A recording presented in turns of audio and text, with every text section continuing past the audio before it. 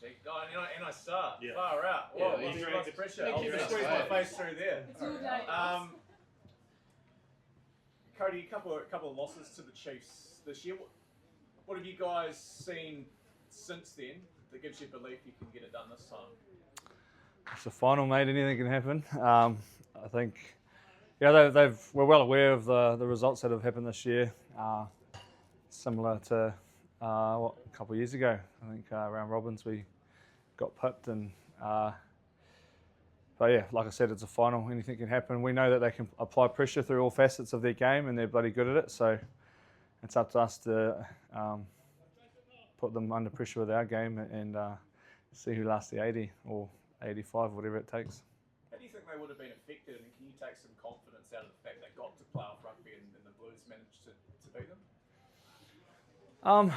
I suppose you look at it two ways. There's probably a wake-up call for them that, and you've got a desperate team like the Blues. They almost did it to us as well. But that was a pretty brutal game, and as we saw, it went right down to the wire. It's just the physicality, I think. In finals footy, the physicality, you've got to really be up for it, because if you're not, that's where the game's won and lost. And the Blues wanted it a bit more that night, and I think they sort of showed how, I suppose, you can get down there and put pressure on them. And we definitely know it's going to be that collision that's going to be a big part of winning this game. You've been through this week, finals week, a heck of a lot of times now. Does it become more normalised? Do you still get nerves? Yeah, you still get nervous. I think there's confidence in that you've been here before, but like I said, it's a final. Anything can happen. Just because of what you've done in the past doesn't mean it's going to happen again this week, and we're well aware of that. It's just up to us as a team, leaders to stand up, and the boys to just go out there and just back themselves. We're at home, which is awesome.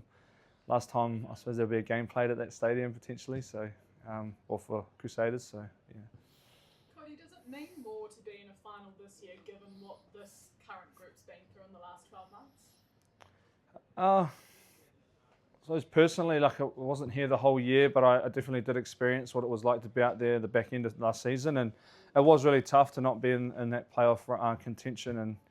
And we've talked around being galvanised from last year, and I think there's definitely been that. The boys that were there last year have really stood up this year and performed, and I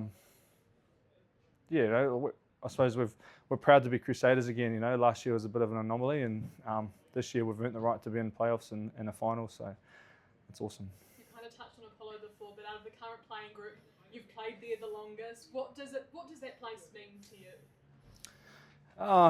It's special, in a way. It's a unique stadium. I think, scaffold seats, not massive crowds, but it's our crowd, and that's what I love about it. You turn up there, you see the same faces every week, whether it's cold, it's freezing, windy, wet, and they're there just to watch you play footy. And just want to say a massive thank you to our fans for turning out over the years, for turning up at a pretty unique stadium. And it'd be sad to not play there, but also looking very forward to what's ahead with the new one. Would you say the Crusaders game has evolved to suit that stadium? We're looking at an incredible playoff run. You're hard to beat there. Do you think you've evolved to match that place? I think we just talk about home a lot. It's different to anywhere else in the world, and you can either complain about it or you embrace it, and I think that's what we've done over the years. And we've got a decent track record there, but I'm not thinking about that on Saturday, that's for sure. Just lastly from me, does that record weigh heavy at all? That, records are made to be broken, Codie, but it's an impressive one at that. Yeah, they are. I think we heard Vern say "yet" the other week, and that definitely ruffled a few feathers in my books. And it's a proud record to have, but yeah, you said it. Not thinking about that this week. In the past, during final weeks, Crusaders have often brought in past players, alumni, whatever. Any of that this week or plans for anything different like that? We always look back. There's always wise words from players that have been here before. We've had words from DC throughout this year. Rito, Sammy Whitelock, people that have been there in the trenches and come out the other end. And they always say, you just got to keep it simple. There's a lot of pressure on you. There's no point going out there trying to do everything. You just know your own role and and that's how you win finals. And I think whoever does that the most this week will be holding the trophy. By all accounts, Sam Whitelock, a great host after finals in recent years. Who takes on the mantle this year? Good question. Mitchell Drummond's all over that, I think, so I'll let him worry about that. But yeah, I don't want to think about that too much this year. Speaking of last one, Cody, you played the Chiefs in May down here, and you're up 19-3, and they really put the points on and went through the front door physically. How much did that sort of dent your pride as a pack? And since then, the turnaround's been obvious, but was that like a real turning point in a way, what it exposed? Yeah, we had to really look at ourselves. Yeah, it was quite embarrassing, to be honest. I think I said that on the not long after losing that game, and they should have showed us how to turn up the heat and front up in the collision. And we started looking for opportunities and not creating them, and they just got a roll on and scored some pretty good points. They're a great team at being able to expose you sort of through that middle part of the 80 minutes. So that's an area we have to make sure that we're on, because if we're not, then they can stack up the points. That collision physicality that's ratcheted up big time since? Yeah, I think so. Like there's great pride in our D. I think we've been making the most tackles out of any team this year, which isn't a great thing, but also it goes to show how much care there is in this jersey to go out there and keep fighting for your mate and fighting for the jersey. So Luke Jacobson rated a piece for getting over the ball at the breakdown. they got a few of them, I think, not just him. They've got backs that can get over the ball. Ronzi's probably just about up there with the jackal count. So breakdown, collision, all that. They pride themselves on it. We do too. So let's go. Cody, one of their strengths is their impact off the bench.